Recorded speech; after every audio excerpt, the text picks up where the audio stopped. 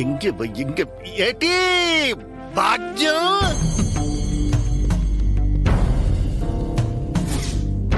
என்னடி இது மயான அமைதியா இருக்கு உள்ளார. ஐயோ கத்தாதே, இருங்க வரேன். சத்தம் போடாம வர மாட்டீங்களா? பேசக்கூடாது, சாமி தியானத்துல இருக்கு. தியானத்தை நான் மயானம்னு சொல்லிவிட்டேனா? ஆறுலே சாமி ஆறு. இந்த வெறும்பைய சாமிய சிவபாலா இந்த திருநீர் எடுறா. இந்த இடத்துல வர நல்ல நேரத்துல வந்தப்பா.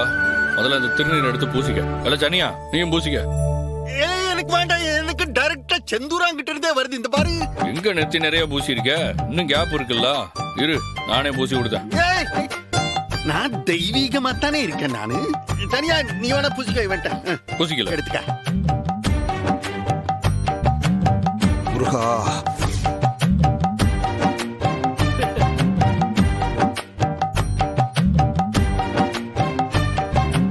சரி அப்பா உட்காரு, தியானம் பண்ணுவோம். நான் இங்க உட்காரலாம் வரல. சரி உட்கார வேணாம் விடு, நான் உட்காருவேன். இல்ல சரியா உட்கார்ல. சரிங்க. போய் உட்காரு. அங்கிட்டு வச்சிரு.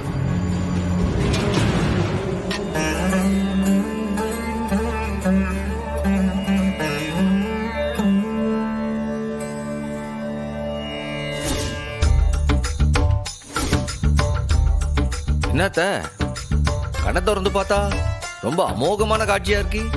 என் மாமனாரு என் தங்கச்சி குழந்தையுடைய தாத்தா நம்ம பூஜையில வந்து காலையில உட்காந்துருக்காரு. அவருக்கு பேரப்புள்ள மேல அம்புட்டு பாசம். அதான்